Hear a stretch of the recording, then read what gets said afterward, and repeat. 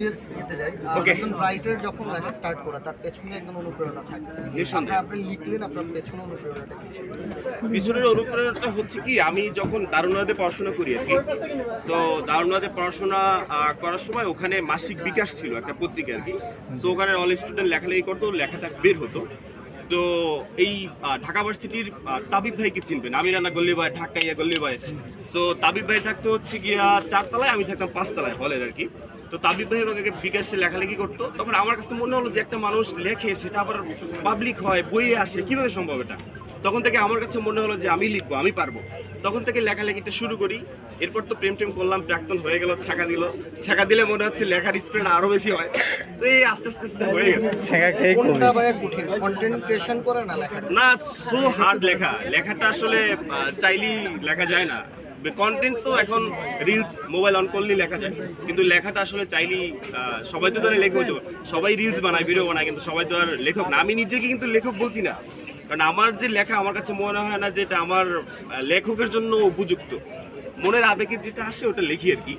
কিন্তু লেখক এই জিনিসটা, লেখকের যে ওয়েট, এটা বিশাল ব্যাপার। এটা আসলে আমরা যেরকম হুমায়ুন আহমেদ স্যারকে এখনো হচ্ছে গিয়ে দেখি, তাকে দেখলে এখন অনেক কিছু মনে পড়ে, বা হচ্ছে গিয়া যারা লেখক আছে তাদেরকে লিখলে কিন্তু একটা শ্রদ্ধার জায়গা আসে। লাইক হচ্ছে, আমি যদি আরো একটা এক্সাম্পল দিই, যে আমরা যদি একটা মাছ বাজারে যাই, বাজারে গেলে কিন্তু একটা হইচই শব্দ হয়, কিন্তু আমরা যখন একটা লাইব্রেরিতে যাই তখন কিন্তু সবাই নিস্তব্ধ হয়ে যায়, তখন কিন্তু সবাই চুপ হয়ে যায়। সো ওটার ব্যাপার, লেখক জিনিসটা অনেক বিশাল ব্যাপার। আমি নিজেকে লেখক, আমি এজ এ রাইটার, এটা আমার কাছে মনে হয় না। ভালোবাসার জায়গা থেকে লিখি, আমার ভালোবাসার মানুষজন আসে, এই আর কি। এবারের বইমেলা হচ্ছে আপনার জুলাই গণঅভ্যুত্থানের প্রতিপাদ্য নিয়ে হচ্ছে সুরক্ষা হয়েছে, সব মিলে কেমন প্রত্যাশা করছেন শেষ পর্যন্ত? সব মিলিয়ে খুব শৃঙ্খলাভাবে প্রত্যাশা করছি, এবং এই আমি যেটা শুনলাম যে এবার হচ্ছে কি স্টলও বাড়ানো হয়েছে, এটা ভালো। এবং মানুষজন বইমেলা আসে, কেউ কেউ শাড়ি পরে আসে, পাঞ্জাবি পরে আসে। এই অ্যাট ফার্স্ট আমার লাইফে পাঞ্জাবি পরে আসলাম আর কি।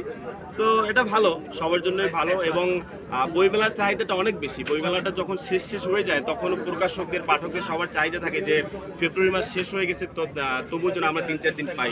এটা আমাদের মানে জন্য খুবই ভালো, আমরা এটা এনজয় করি।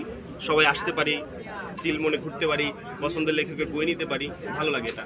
আচ্ছা, তরুণ প্রজন্মের উদ্দেশ্যে যদি কিছু জিনজিত পোলাবানদেরকে এটাই বলবো, ভাই বাদারকে, যে হচ্ছে গিয়া অলওয়েজ সত্যের পক্ষে থাকতে হবে। তুমি দুষ্টমি ফাজলামি যাই করো, মানে অন্যায়কে এটা তোমার লাউডটা বলতে হবে।